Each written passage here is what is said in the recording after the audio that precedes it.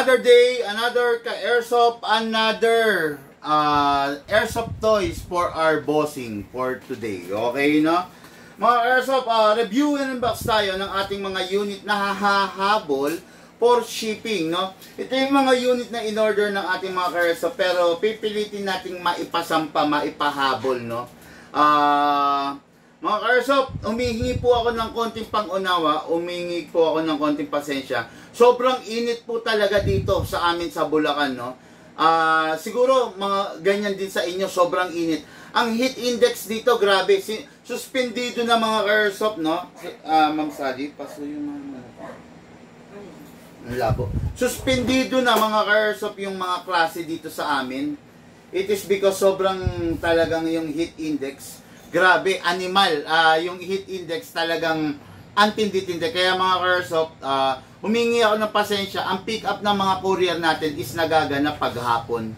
Pero pag mga ganitong oras, medyo hindi talaga sila nagdi-deliver or nagpi-pick up. It is because mga ka-airsoft, sobrang init. Nakakaawa yung mga courier din natin, no? Alam ko po yung pagnanais nyo, ganun din po ang pagnanais ko na yung mga shipping is maparating. Kaya lang mga ka-airsoft, yung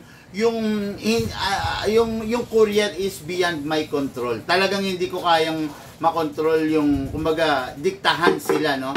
Kasi, syempre, mga tao lang rin naman yan, mga ka-airsoft. Kaya, sobrang init talaga ng panahon, no? Okay, pero ganun pa man, masaya tayo dahil naidadaos natin ang afternoon review and unbox ng mga unit ng ating mga ka-airsoft. Kaya,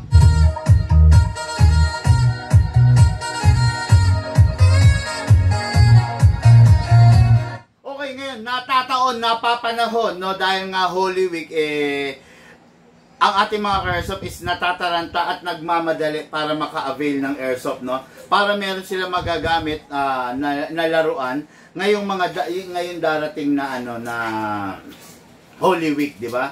Okay, shout out, good day and good afternoon, our ka-airsoft, Madam Jackie Mendez. Opcat Balogan, sama! Okay, ang unit niya is pangregalo sa kanyang mister na si Sir Frederick Mendez of Cat Balogan Samar din, syempre. Ito yung unit, CC Shadow 2, the Orange Edition, CC Shadow 2. Ito yung nagtataglay ng pinakamataas na upgrade pagdating sa mundo ng Shadow 2 so far, okay? Napakatindi ng upgrade nito, napakatindi ng karga nito. Ito yung ide-demo yung test fire natin mamayang konti, okay?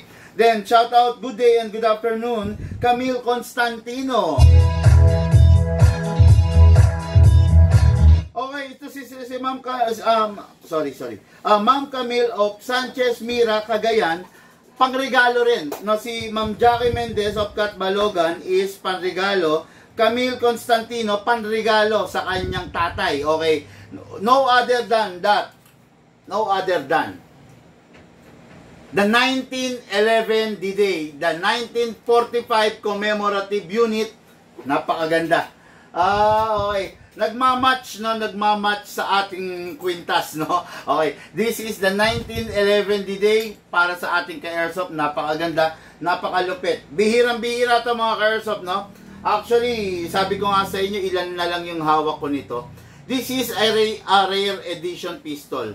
This is a pistol na talagang maipagmamalaki mo. Ayan, pistol na maipagmamalaki mo sa tuwing lalaruin mo siya, no? Ito yung tipo ng pistol na talagang wow.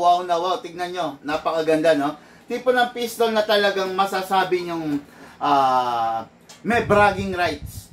Tipo ng pistol na masasabi nyong hindi bumababa yung presyo. Okay? This is the 1911 D-Day. Nakaukit na sa history. Try nyong i-search. I-YouTube nyo. I-YouTube nyo. Operation Overlord. No? Operation Overlord D-Day. Ayan. Napakaganda. Panregalo ng ating airsoft Camille Constantino of Sanchez Mira, Cagayan. Okay? Then, next unit natin. Davies. Na ano ko ba? Sorry, no? Yung unang unit, Jackie Mendez of Cat Balogan, Samar.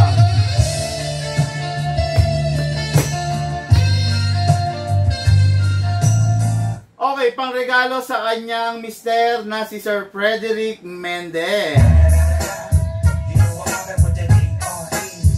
Okay, next unit natin is the 1911 D-Day unit ng ating ka-airsoft from Sanchez Mira, Cagayan.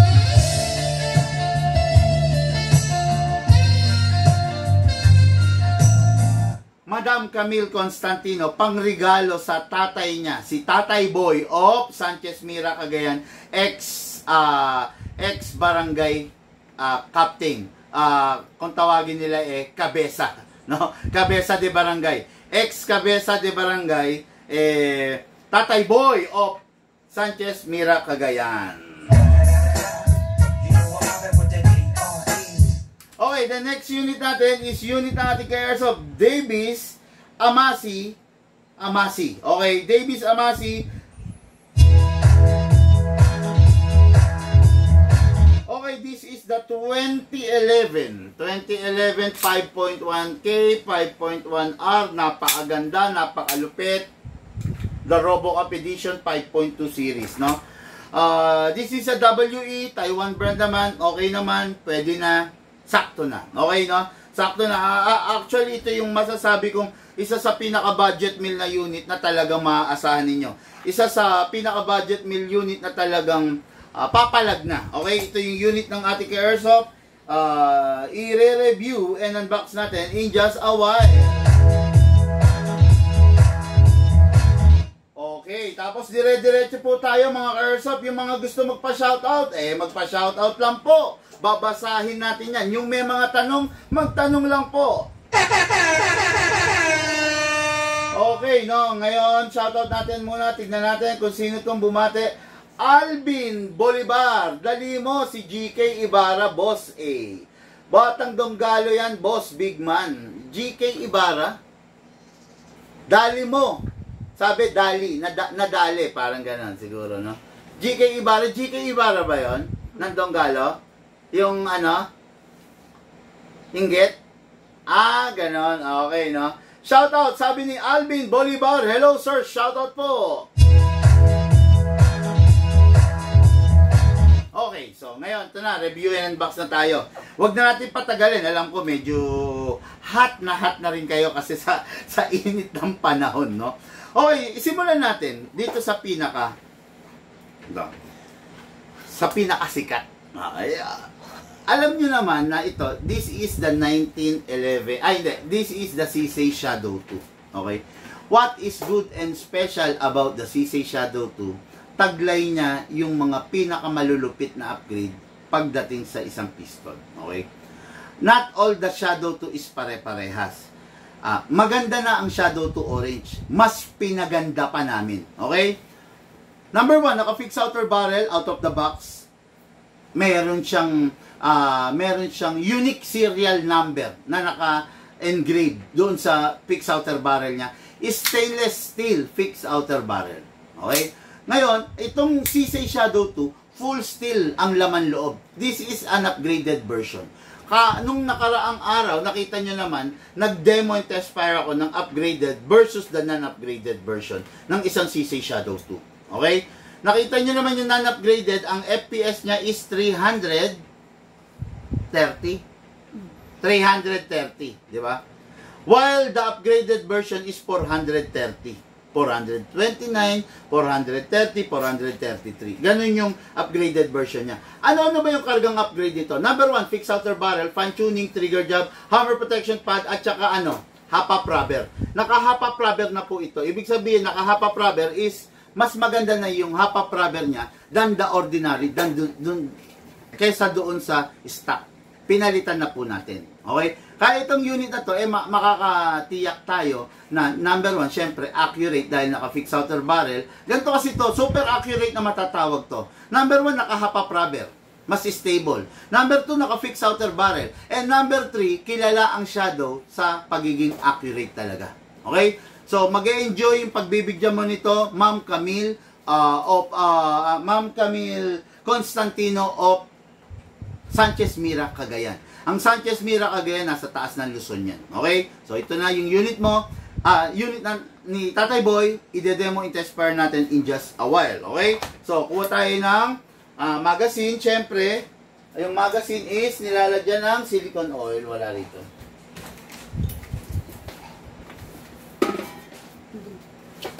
Tinabi nyo? Wala rito. Ayun, nasa likod.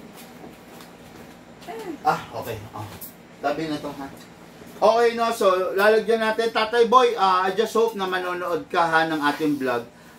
Ito yung susundin mo. Ito, number 1, ito. Yung valve, output valve, press the valve, Tatay Boy. Okay, press the valve, then spray and oil. Then, dito rin sa inlet valve, press din, oil din tayo, okay? Then, Tatay Boy, sa unit, kasi natin, ilock natin manually, i-sprayan natin doon sa nozzle, yung color, yung kulay itim na parang piston doon sa loob. Sprayan natin. Okay, after that, Tatay Boy, release, parang tunay, then rest, no? Sa tuwing naka-engage yung hammer, ibig sabihin, ready to fire. Delikado yon, no? Kaya kailangan i-rest muna natin bago natin ipasok yung magazine. Then, next natin is maggagas tayo, mga ka-airsoft, no? Gamit lang po tayo ng 12 kg, upside down, press down. 1, 2. 2 seconds is enough para sa isang puno. 2 seconds is sobra-sobra para sa isang puno. Okay. Asan yun? Tapos, pagkatapos natin silicone oil, maglalagay naman tayo ng bala, no? Atake natin ito pababa. Put your other thumb here para kung mabibitawan mo siya, dito siya tatama kasi pag dito pwedeng mabasag. Iwasan nating malalaglag yung magazine, ha? Kasi pag nalaglag yung magazine, possible magkaroon ng leak dahil mami-misalign yung o-ring. Kunin natin ang reloader, pump lang po. Yun, napakaganda, no? Mga karsa pa, may nagtatanong rito, budget meal ba yung CC Shadow? Actually, mga karsa, no? Tapatan tayo, diretsahan lang po. Wala po kayong makukuhang budget meal na CC Shadow. Lahat ng CC Shadow may kaukulang presyo dahil hindi ordinaryo ang CC Shadow natin, no? Ang CC Shadow talaga is nagkakamal ng matinding upgrade. Watching from Negros Occidental, solid follower. Sabi ni kumpare. Hindi ko kasi mabasa yung pangalan niya. Sir Idol, may Glock po kayo na pinaka malakas. Pa-flex naman po. Meron po kami. Load ka ng mga vlog namin, scroll down mo lang. Kung tawagin namin yung SRC and Umarex collaboration, no? Yun ang pinakamalakas na Glock. At kami lang ang may pinakamalakas na Glock. I know, kaya mo natanong yan kasi napanood mo na, no? Kaya kung sakaling interesado ka, mag-PM ka lang sa amin, okay? Sir, ayun, basta kumpare yung pangalan niya, no? Hindi ko lang mabasa yung pangalan niya at binaliktad kasi, okay? So, ngayon, dire-diretso tayo mga ka-airsoft, no? Meron ng bala, pasok natin sa unit. Siyempre, kasa, ready to fire. Firing!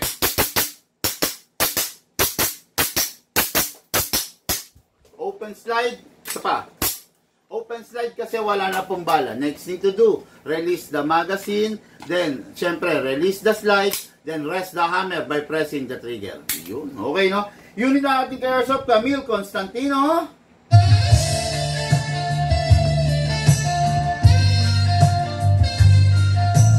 Pang regalo sa kanyang tatay, Tatay Boy, Cabeza de Barangay of Sanchez Mira Cagayan. By the way, bago itabi, make sure walang lamang bala at syempre walang lamang hangin. Pasingawin. Grabe, dami laman, no? Biruin mo, nilagyan natin 2 seconds. Ang dami laman yan, okay? Next unit natin. Next unit is unit natin ka-airsoft, Jackie Mendez of Katbalogan. Samar. Okay. Tignan nyo to. Tignan nyo, box pa lang. Box pa lang, alam nyo premium na. Ngayon, pagkabukas nyo, meron siyang wooden hard case. Ito yan, ganito yan. Yan. Wooden hard case. Doon ka sa labas. Ayan. Meron siyang wooden hard case. Ngayon, yung wooden hard case niya, pag binuksan mo, ayan na, nakatatak yung history niyan. Ayan, nakatatak yung history niya na 1911 D-Day. Okay, bubuksan natin. Ayun, yan ang sasambulat sa inyo. Yung unit. Meron siyang dummy magazine, dummy bullets na 7. Okay, meron siyang dummy na 7 bullets. Dummy lang yan, hindi po totoong bullets yan. Okay? Pakita ko sa inyo. Ganda, di ba? Ang ganda, oh. Di ba? Dummy, no? Meron nakaukit sa ilalim na June 6, 1944, D-Day. O, yan. Ibig sabihin, nakasulat dyan yung history. Okay? Ito ay tipo ng unit na collector's edition. Hindi pipitsugin tong unit na to. Hindi mura to, mga ka-airsoft, hindi mo murahin to. Collector's edition na tipo ng unit. Ito yung tipo ng unit na hindi bumababa ang presyo bagkus tumataas. Ito yung tipo ng unit na pang-collect. Pwede mo siyang gamitin as airsoft, pero hindi siya design para ipahiram kay biyenan, kay pinsan, kay bayaw, sa kapitbahay, kay best friend. Hindi. Itong tipo ng unit na to, ikaw lang ang gagamit. Kasi kung ikaw lang ang gagamit, kaya mo siya pakaingatan. Pero pag pinahiram mo to sa iba, naku po, gas to. Sayang, no? Gas kasi ipapatong nila kung san-san, hindi nila alam ingatan. Kung makikita nyo, 1911 inspired siya, classic, di ba? Makikita nyo, wala siyang rail, okay? Wala, ang sight niya is conventional, fixed iron sight, di ba? Kung makikita nyo, ang shape niya hindi pa ambi, hindi kabilaan, one-sided lang, oh. One-sided lang kasi way back, hindi naman uso nun. Tignan nyo yung hammer niya at saka yung trigger, competition. Sorry. Hindi competition, conventional. Napakaganda, napakalupit. Okay? 1911, caliber 45 replica. Okay? Ngayon, start tayo, release the magazine. Tignan nyo kung gaano kalupit, kung gaano kaganda ang isang magazine ng isang 1911 D-Day. Gold na gold. Parehas, oh. Parehas, di ba? Kuwang-kuwa, gold na gold. Okay? Ngayon, syempre, lagyan na natin ng oil, no? Sir Frederick Mendez. Para ako nagkamali. Tama. Jackie Mendez is... sorry. Oo nga, nagkamali ako ng unit. Ito nga pala kay Tatay Boy. Okay, tama, okay. Okay, Sir, Tatay Boy, Cabeza de Barangay of Sanchez Mira, Cagayan. Okay, unit ng ating ka-airsoft na si Camille Constantino. Anak po ni Tatay Boy yan, okay? Press the valve, then spray. Okay, then dito rin sa ilalim, spray. Okay. Ngayon, kunin natin yung unit, kasa natin, i-lock manually, sprayan natin yung nozzle. After that, release, then rest. Mga ka-airsoft kung black yung unit nyo, ingatan nyo, mas paka-ingatan nyo yung gold. Wipe, itong 1911 D-Day, wipe those excess oil and finger marks, no?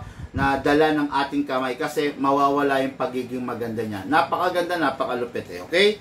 Ngayon, nilagyan na natin to ng silicone oil. Lagyan na natin ng hangin. Big one! Anong hangin ba yung pwede dyan? Pwede ba yan sa CO2, pwede sa 14, or sa 12? Compatible siya sa 12 kg only. Hindi mo pwede lagyan ng CO2, hindi mo pwede lagyan ng 14. Press the ayan. Upside down, then press down. 1, 2 seconds. Sobra-sobra yan. Ang daming tira niyan, no? Yung unit, naka-fine tuning, naka-trigger job, pero hindi naka-fix outer barrel. Okay? Kasi classic to. Pag finix outer barrel natin agad, mawawala yung pagiging classic niya. Sayang, di ba? Hatakin to pababa, then ilock. Ito kasi nalalak to. Yan, nalalak yan, no? Nalalak. Hindi katulad ng iba na hindi nalalak siya. Tapos, isa pang features nito, this is a high capacity na single stack magazine. Normally, ang isang 1911 is single stack lang. Pero to dual stack nga pala. Okay, pump lang, lagyan natin. Mapapansin nyo, alternate pa rin, no? Maximum rounds na pwede rito is 27 rounds, pero ang recommended ko lang is 20 to 23 lang. Pasok sa unit. Kasa. Ready to fire. Napakasarap nito. Napakalakas. Kahit 12 kg lang siya. Napakaganda. 1911. Firing. Ang lakas. Open slide kasi wala ng bala. Release the magazine, then release the slide, then rest the hammer by pressing the trigger. Tapos, bago itabi, make sure na punasan natin gusto. Alisin natin yung mga finger, markings ng mga daliri natin, ng ano natin, ang tawag dito? Fingerprints, yung mga prints, kasi sayang yung unit. Para ito yung gagamitin mo, makikita mo na napakaganda. Unit ito ng ating Airsoft Tatay Boy, ex-barangay captain, dyan sa lugar ng Sanchez Mira, Cagayan. Pag hindi na gagamitin, make sure pasinobin. Okay, balik natin. Okay, ready for packing and ready for shipping. Sana maihabol, no? Gustong gusto kong maihabol sa inyo, mga Airsoft. Gustong-gusto ko maihabol sa inyo, kaya lang, syempre, hindi natin kontrolado yung courier natin, di ba? Nasa Holy, hindi, meron. Kaya lang, ayaw nilang pumikap basta-basta no? Kasi sobrang init ng ng panahon, mga ka-airsoft, no?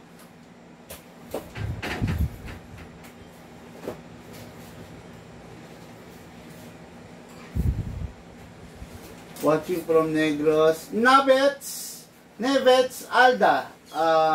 Magkano rin si Shadow? Boss, mag-PM po kayo, no, para po ma-reply po sa inyo, no? Mag-PM po kayo para mabigyan po kayo ng kompletong detalye. Huwag po rito sa comment section, mga bossing, ha. Thank you. Sana makinig po kayo. Wala, Ano yun? Bakit? Ano ginagawa?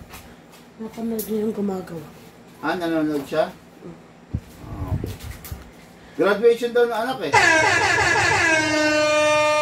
Okay. Dumiretso na yata. Dumiretso na? Okay, no? So, okay. Last but not the least, unit ng ating ka-airsoft, Davis Amasi of Apayao. Alam mo itong Apayao na to, Ma'am Sally?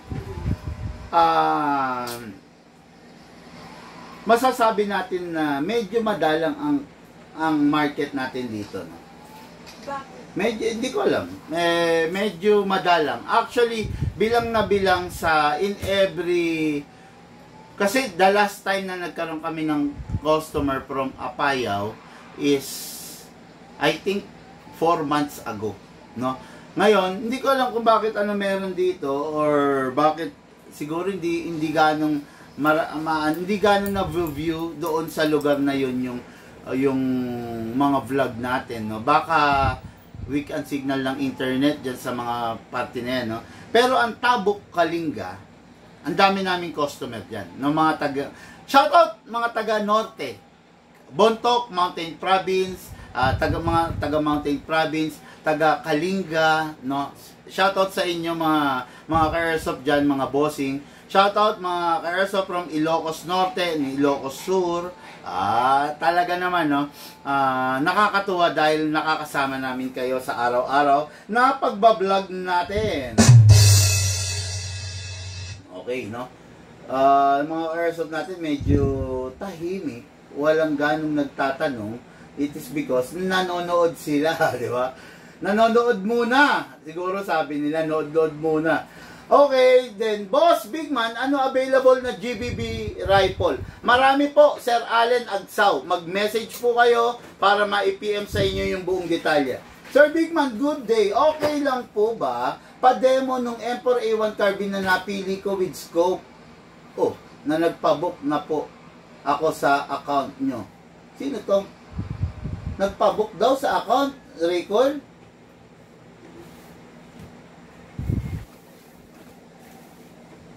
Para check nga. Ryan Castrodes. Wala ka pa naman, wala ang booking? Wala naman kayong booking, boss? No?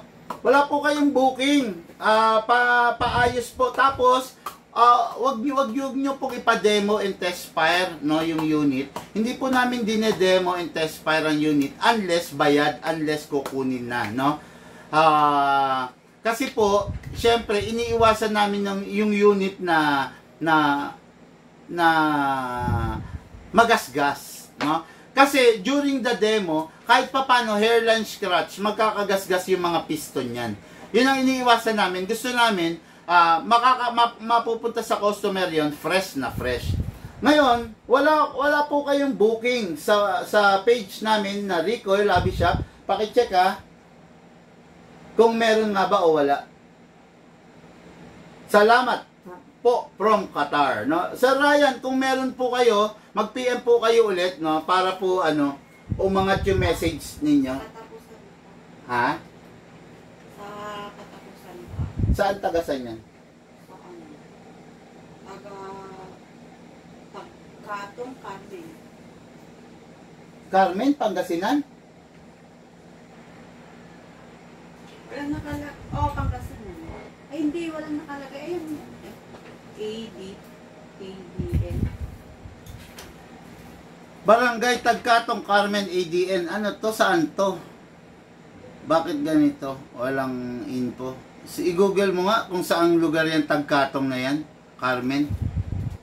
ADN. Ano bang probinsyang may initial na ADN? ADN. Pa-check nga kung anong probinsyang may ADN na ganyan. Ba't ganyan? Hindi magandang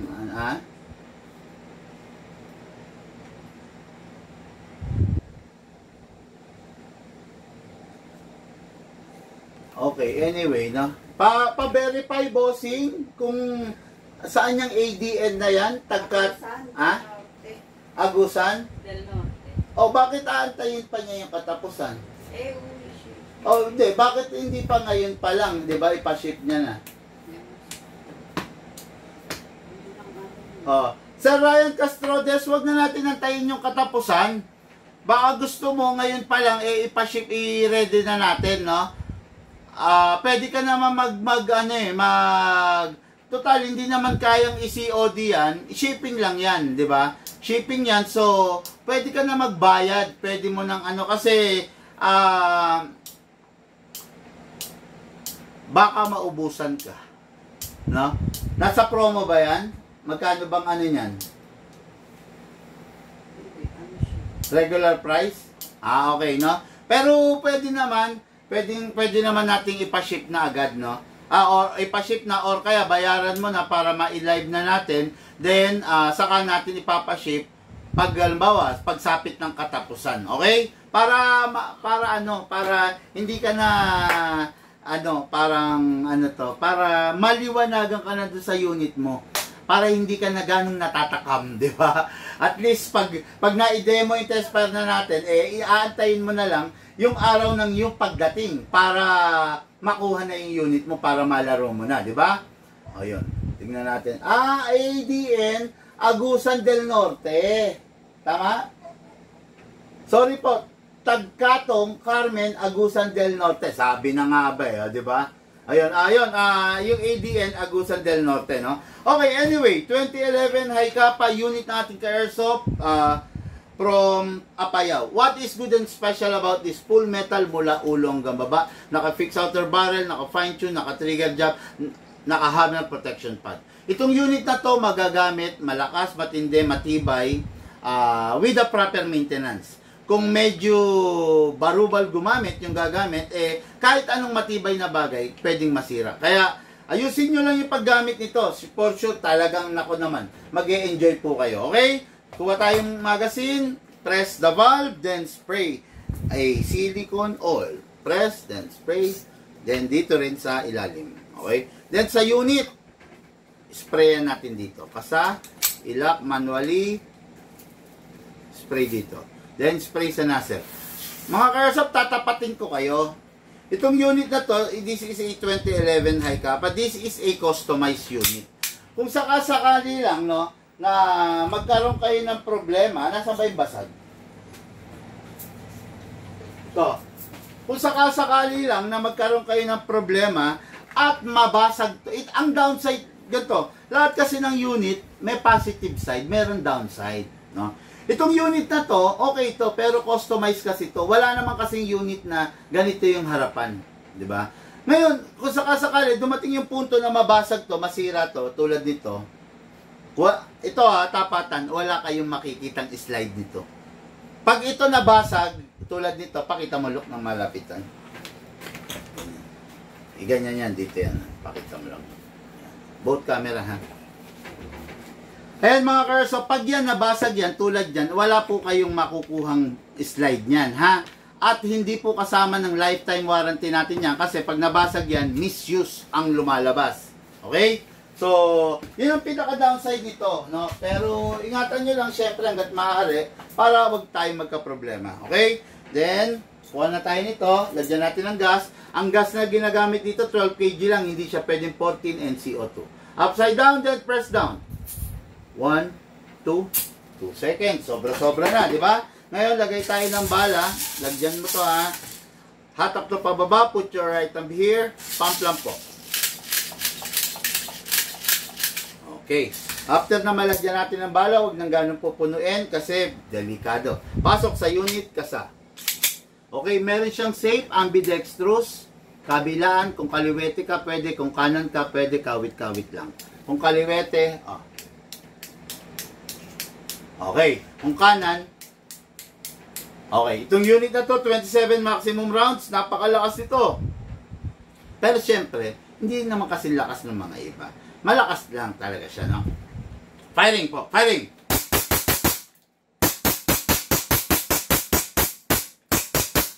Open slide kasi wala nang bala. Next thing to do, release the magazine. Syempre, release the slide. Ayo. Then rest the hammer by pressing the trigger. Meron siyang beaver tail, ha. Yung beaver tail niya is you need to press para mag-fire. Pag hindi mo na-press, hindi siya magpa-fire. Okay? Then, bago itabi, make sure wipe those excess oil. Tapos, picture walang bala at walang hangin. Pasingawin. Dami. Okay, ready for packing and for shipping. Unit natin kay Airsoft, Davies Amasi. Okay, so yun lang muna mga Airsoft. Meron lang walk-in. Meron akong kakausaping client na nandito ngayon na walang booking. Okay, kakausapin lang muna natin siya at i-end natin itong live video natin. Mamaya kwentuhan session, tanungan portion po tayo. Okay? Mga Airsoft, lahat po tayo nagmula sa iba't ibang larangan, pinagbuklod, pinag-isa ng iisang libangan. Yun po ang paglalaro ng Airsoft. Siyempre po, atid sa inyo ng inyong lingkod, Big Man. Thank you po and have a blessed day.